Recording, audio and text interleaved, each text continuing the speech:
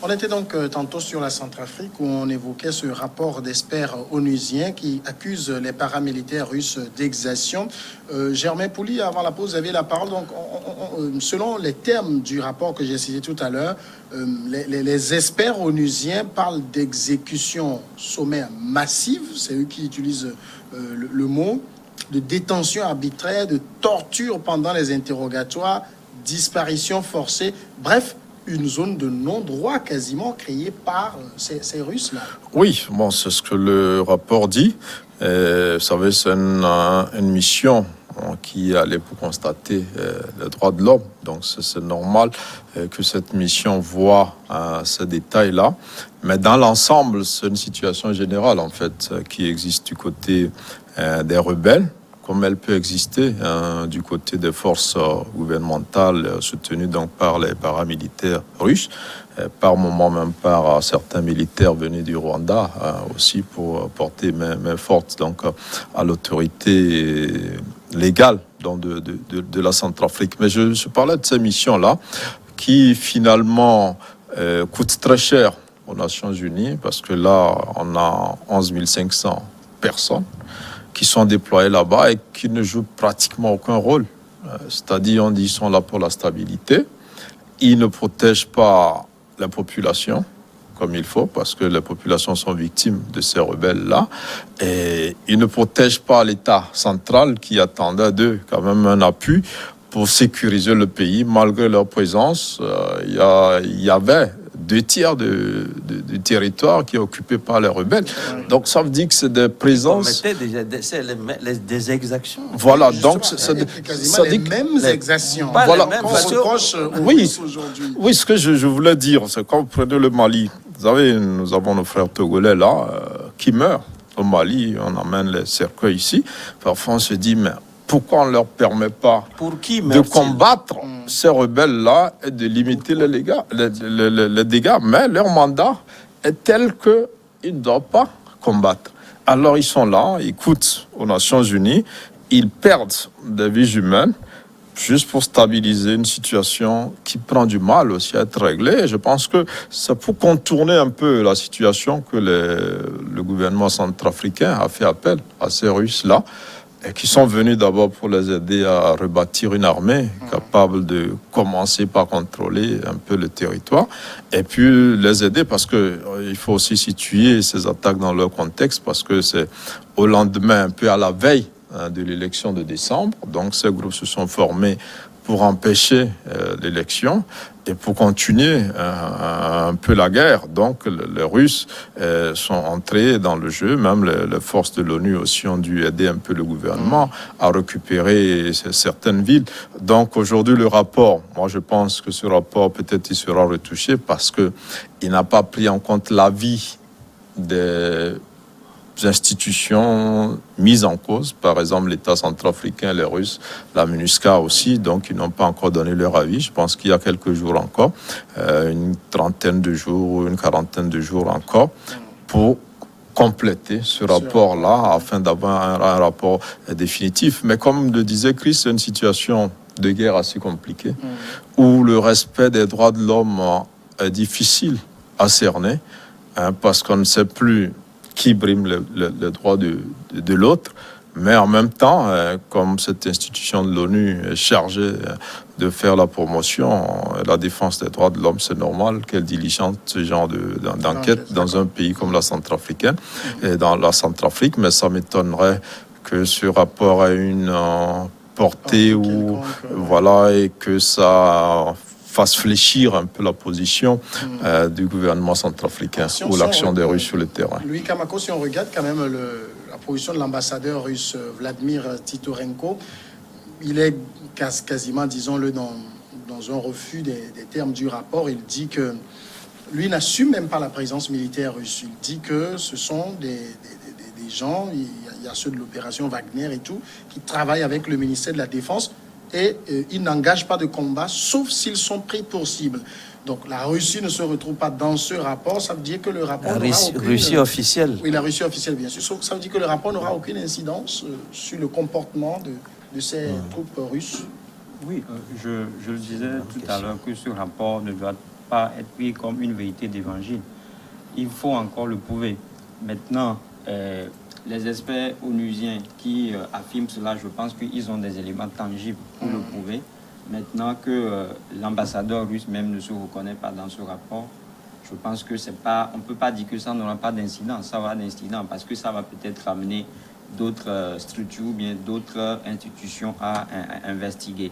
Maintenant, investiguer avec pour et parvenir à quel résultat? C'est ça la question. Parce qu'on l'a dit, c'est-à-dire nous sommes dans un flou kafkaïen là-bas en Centrafrique. C'est-à-dire on ne sait pas qui fait quoi, et quand, et où, et pourquoi. Les civils sont confondus avec les militaires, c'est-à-dire le terrain est ouvert, tout le monde prend les armes à tout moment. Donc c'est ce qui fait que ça va être difficile pour les gens d'identifier les tenants et les aboutissants de ce qui se passe.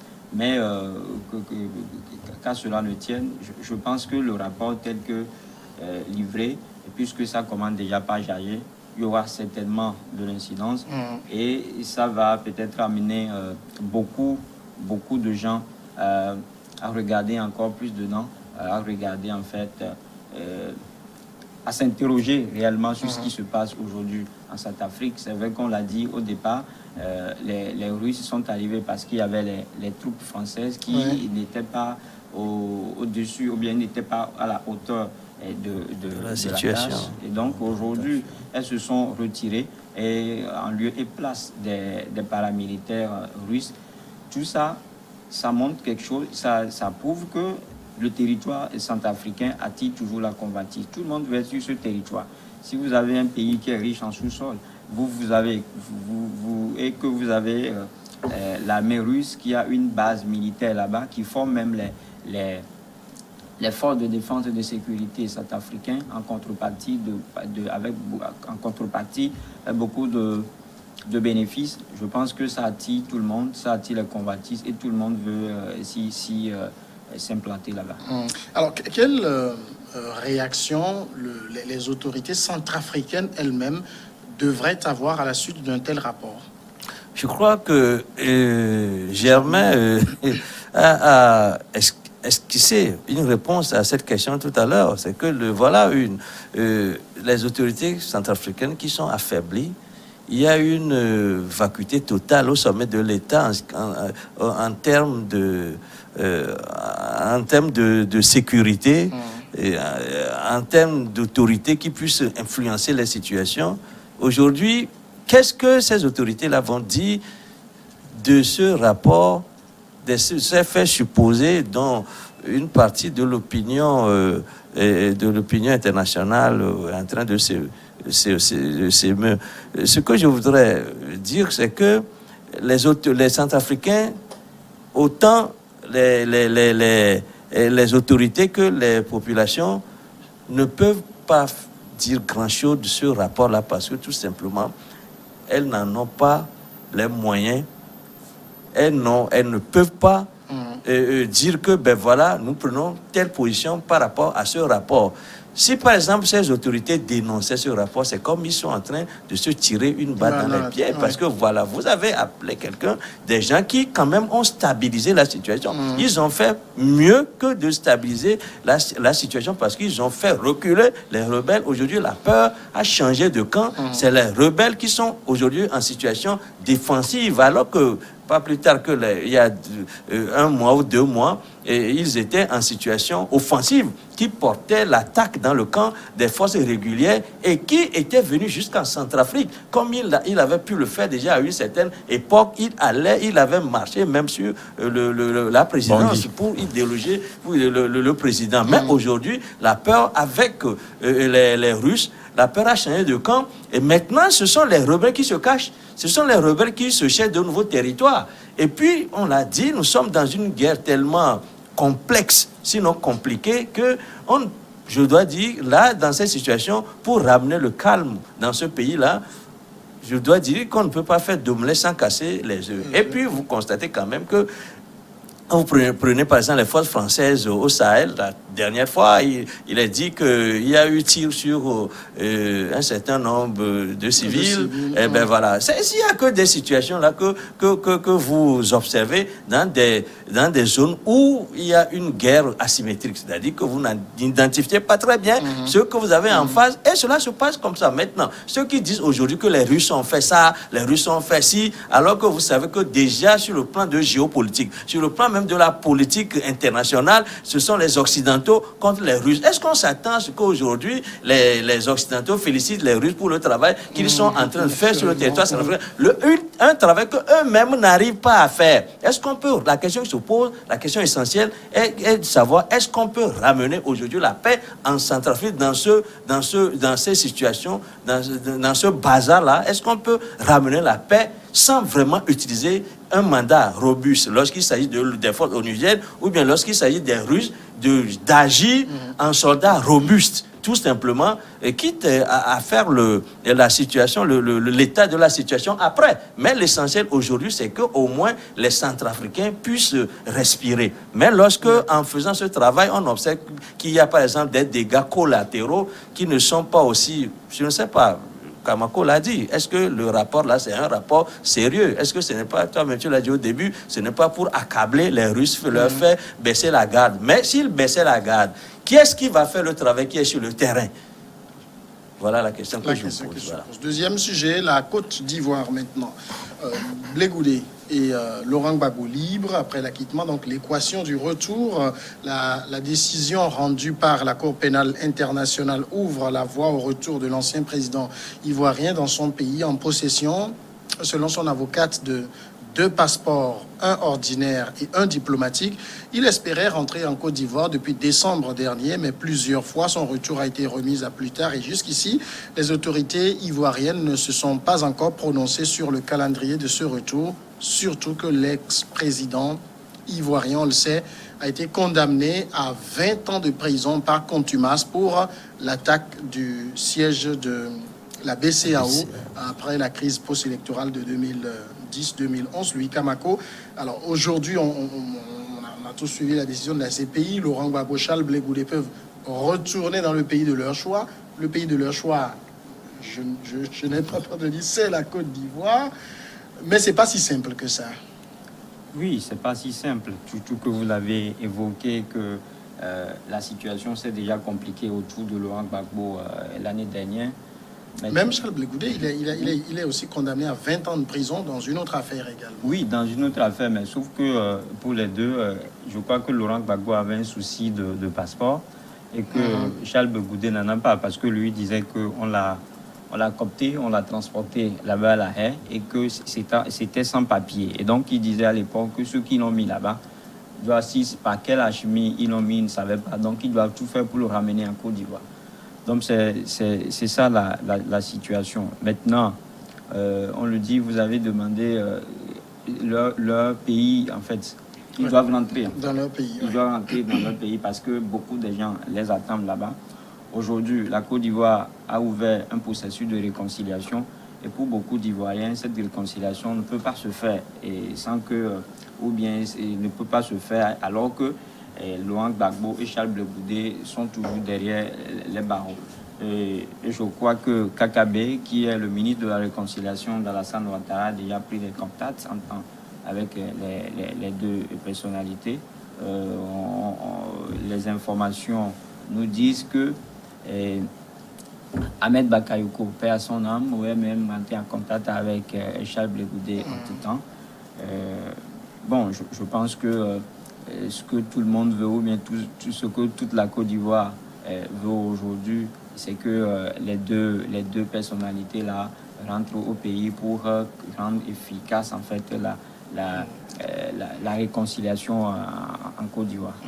Mais comme je le dis, les choses ne seront pas si simples parce qu'au niveau du pouvoir ivoirien, est-ce qu'on a hâte de voir Laurent Gbagbo revenir? Bon, je pense que depuis la tenue des législatives, les choses se décantent.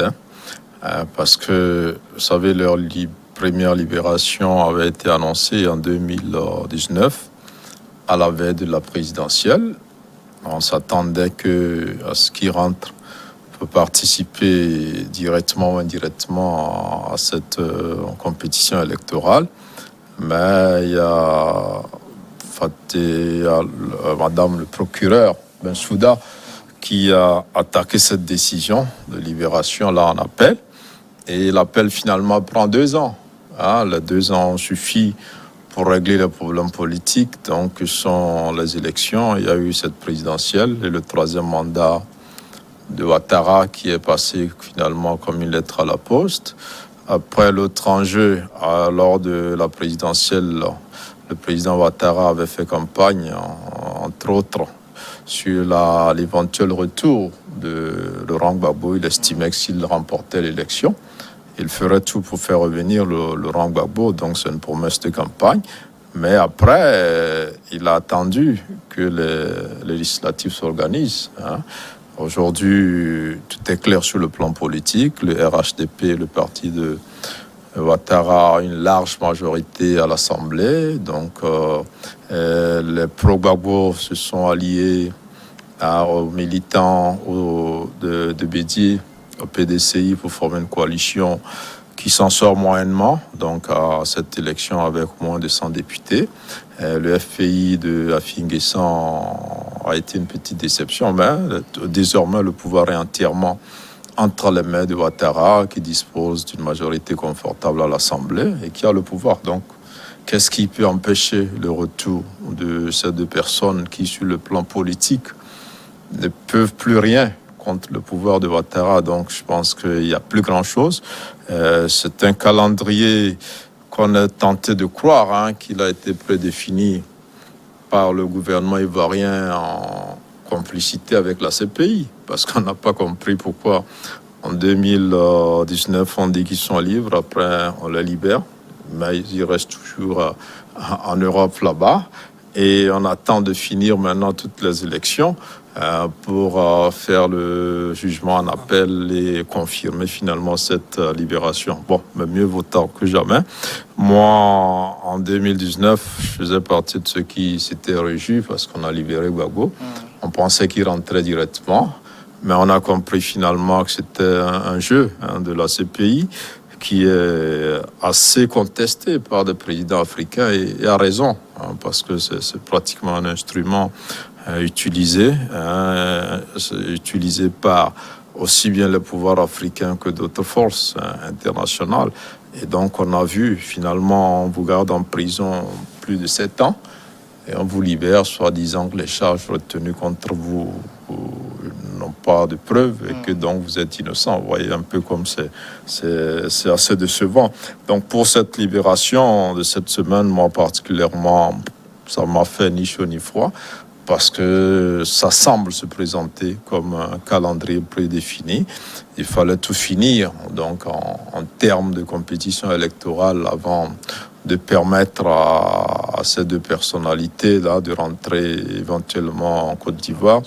Aujourd'hui, ils n'ont plus un grand rôle politique à jouer, si ce n'est que dans le cadre de la réconciliation. Et donc, Ouattara va sans doute travailler avec eux pour renforcer cette réconciliation-là, surtout qu'il n'a plus rien à perdre, il n'a plus rien à craindre donc de leur part. Mais, comme le disait Germain, Ouattara va travailler avec eux pour leur retour en vue de participer au processus de réconciliation. Mais est-ce que, dans l'immédiat, ils sont complètement libres de tout mouvement et on sait qu'ils sont très pressés de rentrer. Est-ce que c'est une urgence pour Alassane Ouattara de traiter ce dossier? Je crois que la réponse se trouve même dans cette question-là, parce que ça ne peut pas être une urgence pour Alassane Ouattara. Qu'est-ce qu'il va en faire? Qu'est-ce qu'il va en faire? Les deux là peuvent bien rester en Occident et le processus de paix peut se poursuivre, mais tout dépend de l'attitude, de l'attitude que ces deux-là ont. Déjà ce matin, moi j'ai suivi les Goudé sur France 24, j'ai constaté que son langage est vraiment un langage d'un homme qui veut la paix et surtout qui ne se trompe pas sur les capacités, sur la force de frappe d'Alassane Ouattara. Je crois qu'il a compris qu'il a intérêt plutôt à garder profil bas, à avoir un profil bas pour que sa situation soit réglée sur le plan national. Parce que c'est vrai que ils sont acquittés, mais il y a un couperet qui est toujours au-dessus de leur tête, qui peut tomber à tout moment. Je crois que tu l'as dit tout à l'heure, ils ont écopé tous de 20 ans de prison. Ça je peux l'appeler des mesures conservatoires. C'est vrai que vous avez Alassane Ouattara, il est malin, parce que c'est vrai qu'il a filé à un moment donné la patate chaude. Au moment même où la patate était chaude, il avait filé à la CPI, et je crois que Fatih Bensouda s'était montré plutôt à la hauteur de la tâche, parce que vous savez, elle était dans un agenda, comme le dit Germain, elle était dans un agenda qu'elle n'a pas écrit. Elle était dans un agenda qui lui est pratiquement imposé par les forces, je ne dirais pas impérialistes, mais par les forces qui ont cherché à avoir le contrôle sur la situation en Côte d'Ivoire. Et lorsqu'on parle de ces forces-là, il faut parler par exemple de la France et de la France de Sarkozy. Je me trompe? C'est cette France-là qui, à l'époque, était très présente en Côte d'Ivoire et qui avait semblé dessiner cet agenda-là. Et on se pose la question de savoir pourquoi la libération maintenant. Oui, la libération maintenant parce que tout est fini, c'est une accalmie. Il y a encore 5 ans devant. Mais 5 ans, il faut le dire, il faut relativiser quand même que les 5 ans là sont arrivés très tôt, parce que vous savez, 5 ans en politique, ce n'est pas grand-chose.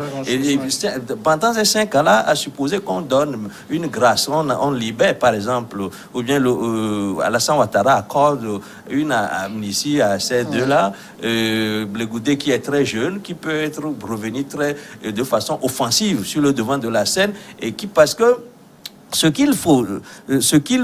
à quoi il faut aussi réfléchir, c'est que dans 5 ans, c'est vrai que Ouattara voudra partir, voudra laisser le fauteuil à quelqu'un d'autre. Mais il aimerait aussi protéger ses arrières. Si Ouattara voudrait bien que celui qui va passer après lui soit quelqu'un qui lui soit proche, soit quelqu'un de son rang, de son camp, il faut que celui-là passe obligatoirement. Donc les élections en 5 ans ne peuvent pas être aussi du n'importe quoi. Ça doit être une élection sous contrôle d'Alassane Ouattara, qui voudrait protéger ses arrières, qui voudrait que si quelqu'un d'autre ne vienne pas, qu'il envoie à son tour à la CPI. Donc il voudrait mieux que ce soit un pouvoir contrôlé par Alassane Ouattara, quand bien même il n'est pas au pouvoir. Donc je crois que ils vont revenir peut-être, mais il y a encore des marchandages à faire, parce que ils vont pas seulement dire leur bonne intention à l'égard du pouvoir maintenant, mais ils doivent aussi savoir dire leur bonne intention à l'égard de ce même pouvoir dans 5 ans, parce que il faut que ce soit un contrat qui court jusqu'au moins dans 5 ans encore. Comme cela, ça permettra à Alassane Ouattara de se faire encore peut-être 5 ans, qui soit 5 ans contrôlés par des gens qui sont proches de lui. Maintenant, comment faire pour encore faire gagner son poulain dans 5 ans? Je crois que ça, c'est déjà à négocier avec Laurent Gbagbo et Blegoudé. Je crois qu'il y a du pain sous la planche. Mais enfin, au moment de la campagne, Alassane Ouattara avec l'Herman dit que il s'engageait pour le retour de Laurent Gbagbo dans le pays. Donc on peut considérer cela comme une promesse de campagne qu'il a faite dans une localité acquise à Laurent Gbagbo. En tenant compte de ça, est-ce qu'il a des arguments pour encore faire traîner ce retour-là? Non, je pense que jusque-là, c'est-à-dire on risque de se répéter, parce que quand tu posais la question tout à l'heure de l'urgence de retour de Charles Blegoudé et Laurent Gbagbo, je pense que rien ne presse aujourd'hui Charles Blegoudé et Laurent Gbagbo pour faire autant de temps à l'extérieur. L'essentiel, c'est qu'ils reviennent un jour en Côte d'Ivoire. Ça, c'est une promesse de campagne, et je pense que en le disant, Alassane Ouattara n'a pas fixé une date, il n'a pas donné un délai, il n'a pas dit que dès qu'ils seront libérés, je vais œuvrer à ce qu'ils soient au pays dans 1 mois ou dans 2 mois. L'essentiel, c'est qu'ils reviennent. Mais je pense que Alassane Ouattara, il va tout faire pour respecter cette promesse de campagne, parce que, comme je l'ai toujours dit... Oui, mais en même temps, si on dit l'essentiel, c'est qu'ils reviennent. Je ne sais pas si c'est l'article 21 ou 24 de la Constitution ivoirienne qui dit on ne peut contraindre aucun Ivoirien à l'exil. Alors, c'est des Ivoiriens, ils n'ont pas besoin de visa pour rentrer. Alors, si vous les obligez à rester, finalement, c'est comme un exil forcé qui est contraire à la Constitution. Oui, mais je pense que la situation s'est posée... au moment, en fait, dans les années 2019, au moment où Alassane Ouattara brûlait justement l'envie de se représenter pour un 3e mandat, Donc, en fait, l'objectif, si vous voulez qu'on se dise les choses, on va se le dire. L'objectif en ce moment, c'est que Alassane Ouattara veut se débarrasser des mauvaises herbes qui pourraient l'empêcher en fait de briguer un mandat de plus. Je pense que c'est pour cela qu'il a tout fait pour maintenir Laurent Gbagbo et Charles Blé Goudé en exil d'abord. Et Guillaume Soro, par exemple. Et Guillaume Soro, qui a été jusque-là contraint à l'exil. Et l'essentiel, c'est que lui arrive en fait à dérouler son plan. Et son plan à l'époque, c'est de tout faire pour passer pour un troisième mandat. Aujourd'hui, je pense que c'est chose faite. C'est vrai qu'aujourd'hui, il a mis la Côte d'Ivoire sur un plan de développement énorme, mais beaucoup le reprochent en fait d'avoir fait basculer le pays dans une crise post-électorale et au même moment de ne pas vouloir tenir promesse, c'est-à-dire celle de ne pas se présenter pour un troisième mandat. Maintenant, aujourd'hui, la situation, elle est là. Alassane Ouattara va tout faire pour polir son image. Et polir son image aussi revient à faire revenir Laurent Gbagbo et Charles Blé Goudé au pays. Je pense qu'il va le faire. Il est là. Aujourd'hui, il s'est bien assis. Il mettra certainement les garde-fous. Il fera de telle en sorte que quand Charles Blé Goudé et Laurent Gbagbo seront au pays, ils seront surveillés comme du lait sur le feu. Tous leurs actes seront surveillés et déjà des conditions vont être leur imposées. C'est vrai qu'ils sont sur le chef d'accusation. Ils ont été condamnés à 20 ans de réclusion. Il y a tout ça. Donc, dès qu'ils seront là, je pense que Alassane Ouattara va les rappeler, mais monsieur, vous êtes là. Si vous mettez dans la posture d'un revanchard, si vous voulez toujours haranguer les foules pour aller à l'encontre de ma gouvernance, vous aurez affaire à moi. Donc, je pense qu'Alassane Ouattara n'a pas de crainte aujourd'hui à faire revenir Charles Blé Goudé. Donc, à l'heure actuelle, il appartient plus à Laurent Gbagbo, à Charles Blé Goudé d'être dans une posture de négociation avec Alassane Ouattara. Oui, ils ont été dans cette posture-là depuis 2 ans. On a vu qu'après leur libération, le discours de Gbagbo a changé. Et même sur la présidentielle, vous verrez que Gbagbo ne s'est pas beaucoup attaqué à Ouattara, malgré la tendance de l'époque où toute l'opposition donc attaquait. Donc je pense qu'il a compris beaucoup de choses depuis qu'il est à la CPI. Il a vu que des choses se jouent même en dehors de la Côte d'Ivoire. Et il a pris conscience de certaines réalités. Alors, légalement, sur le plan international, il est libre.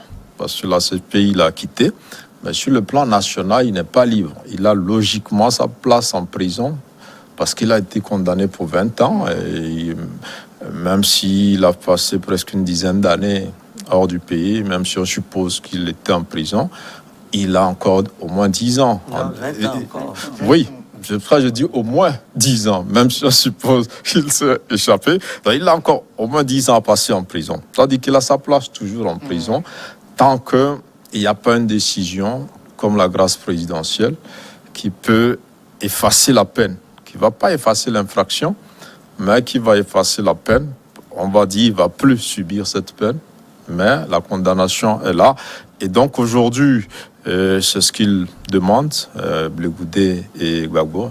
Ils attendent la grâce présidentielle.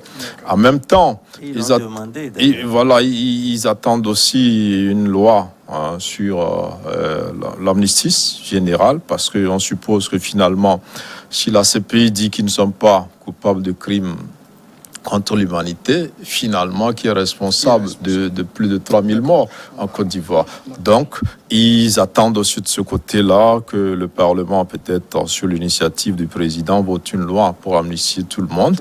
Et je crois qu'aujourd'hui, c'est un peu ce qui se dessine. Et on sent que le président Ouattara tient à la réconciliation parce qu'il a fait nommer un opposant comme ministre en charge de cette réconciliation-là. Côté opposition est interrogé par beaucoup de personnes. Mais permettez qu'on marque la pause ici, la grande pause, et on revient après le journal.